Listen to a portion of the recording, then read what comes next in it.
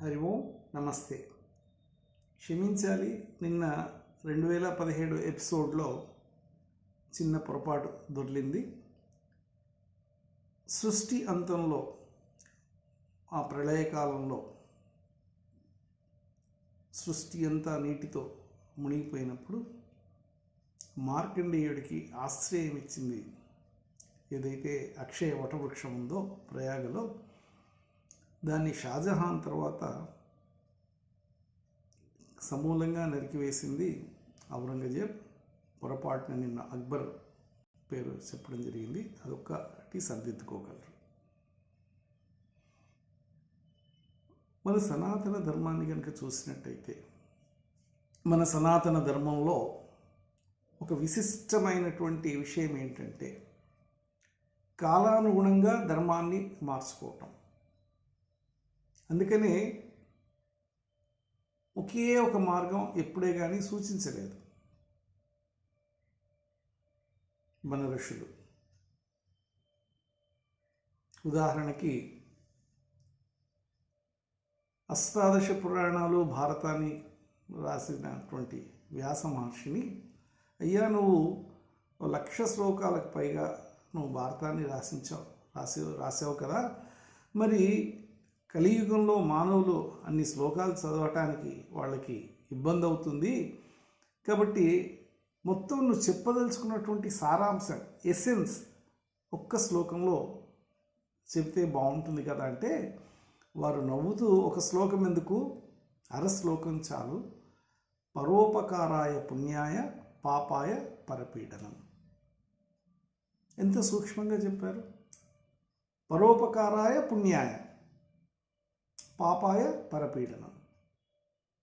ఇతరులకు ఉపకారం చేయడమే పుణ్యం, ఇతరులను పీడించడమే పాపం.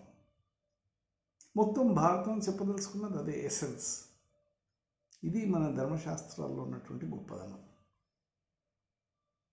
అయితే మన వాళ్ళు ఎక్కడే కానీ మూఢంగా ఇదే మార్గంలో వెళ్ళి తీరాలని ఎక్కడా ఉద్బోధించలేదు. యుగ ధర్మం మారుతుందేమో కానీ సత్యం మాత్రం ఎప్పుడు ఒకటే. ఆ సత్యాన్ని పట్టుకుని మాత్రమే నీ జీవన ప్రయాణం సాగించాలని మన గ్రంథాలు ఉద్ఘోషిస్తున్నాయి.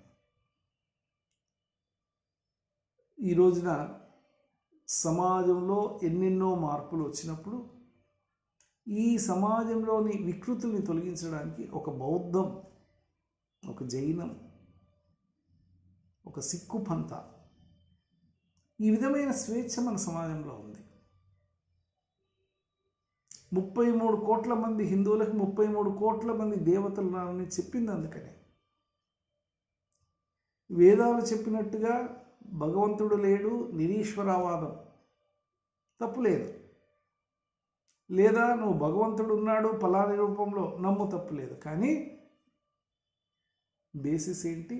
ధర్మం ఆధారంగా నీ జీవనం గడపాలి. పరోపకారాయ పుణ్యాయ పాపాయ పరపీడనం, దీన్ని మర్చిపోకూడదు.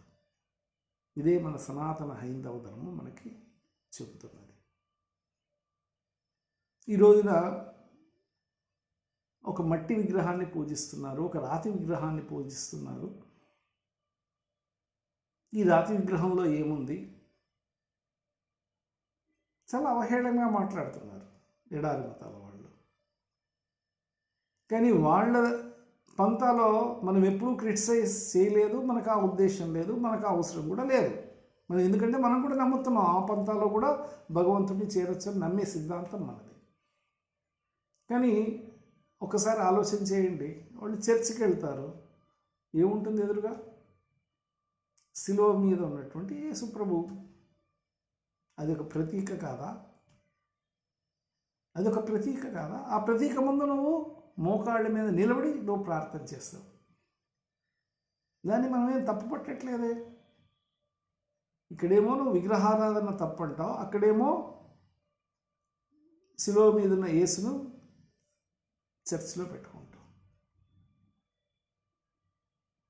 ప్రపంచంలోని ముస్లింలందరూ కూడా జీవితంలో ఒకసారి మక్కాకు వెళ్ళారు. మక్కాలో, కాబోలో ఏముంది? అక్కడ కూడా ఒక ప్రతీక ఉంది. ఆ ప్రతీక చుట్టూ వాళ్ళు తిరుగుతారు.